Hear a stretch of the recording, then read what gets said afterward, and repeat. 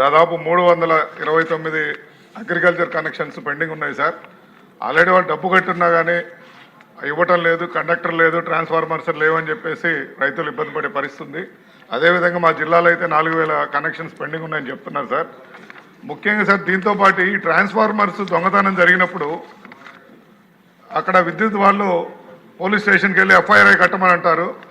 Police వాళ్ళేమో మేము కట్టమని చెప్పేసి వాళ్ళు ఇబ్బంది పెడుతూ ఉన్నారు.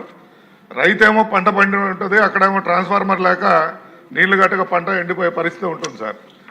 ట్రాన్స్ఫార్మర్స్ లేవని వీళ్ళు కేసు పెడితే అవి రికవర్ చేయలేము. అక్కడ ఫైనల్గా రికవర్ చేసినా కూడా ఒక కాపర్ తీగ ఒక్కటి తప్ప ఇంకేం రాశారు. ఎందుకంటే అది పగలగొట్టేసి ఆ కాపర్ కోసం దొంగలు ఇబ్బంది పెట్టే పరిస్థితి ఉంది. ఆ విధంగా కూడా పంట నష్టపోవడం జరుగుతూ ఉంది సార్. అదేవిధంగా ఈ ఆర్టీఎస్ ద్వారా ఎలక్ట్రికల్ లైన్స్ ఏవైతే వేస్తున్నారో అవి రోడ్డు ఎడ్జిన వేస్తూ ఉన్నారు సార్. ఇప్పుడు కొత్తగా స్వాతంత్రం వచ్చిన 70 సంవత్సరాలతో ఇప్పుడు మారుస్తూ ఉన్నాము. అవి కొద్దిగా ఇప్పుడే ప్రాపర్ ప్లానింగ్ ప్రకారంగా ముందే ఎడ్జెస్లో వేస్తే భవిష్యత్తులో లైన్ షిఫ్టింగ్ లేకుండా, ఇప్పుడు ఎందుకంటే ఏది అడిగినా కానీ విపరీతమైన డబ్బులు అడుగుతారు సార్ ఎలక్ట్రిసిటీ డిపార్ట్మెంట్ వాళ్ళు. కాబట్టి ఇప్పుడే ప్లాన్ చేసి ఈ ఆర్డీఎస్ వాళ్ళు ఏదైతే వర్క్ జరుగుతున్నారో దాన్ని చేయవలసిందిగా కోరుతూ ఉన్నాం సార్. అదేవిధంగా ముఖ్యంగా కనిగిరి ప్రాంతంలో ఈ ఫ్లోరైడ్ ఎక్కువ ఉంది సార్. మాది క్షామపీడిత ప్రాంతం, వర్షాలు పడవు, సంవత్సరం మొత్తం మీద 10 రోజులు పడతాయో 15 రోజులు పడతాయి సార్. వాటర్ లేక ఈ బోర్ మీద ఆధారిత ఇది సార్ వాటర్ నీళ్ళు తీసుకునే పరిస్థితి. మేము ఈ వాటర్ ప్లాంట్లు పెట్టడం వల్ల దానికి కమర్షియల్గా వేస్తే ఊర్లలో అది మెయింటైన్ చేసుకునే పరిస్థితి కాదు సార్.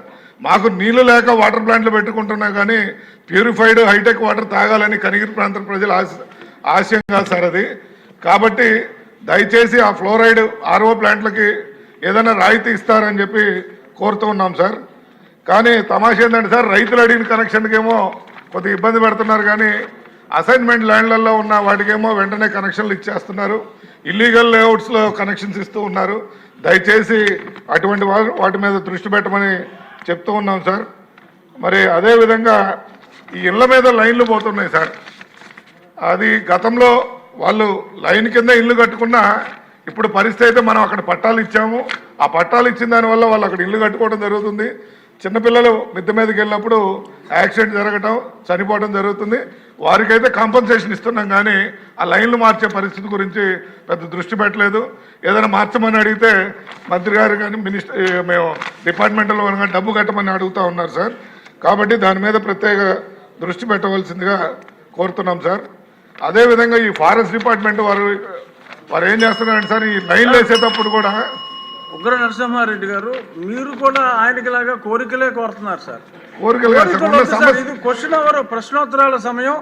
ఇది చేసే అవకాశం ఉందా, ఇది మీరు చేస్తారా అన్నట్టుగా ఉండాలి తప్ప అది అడగట్లా. మీ కోరికలన్నీ చెప్తున్నారు.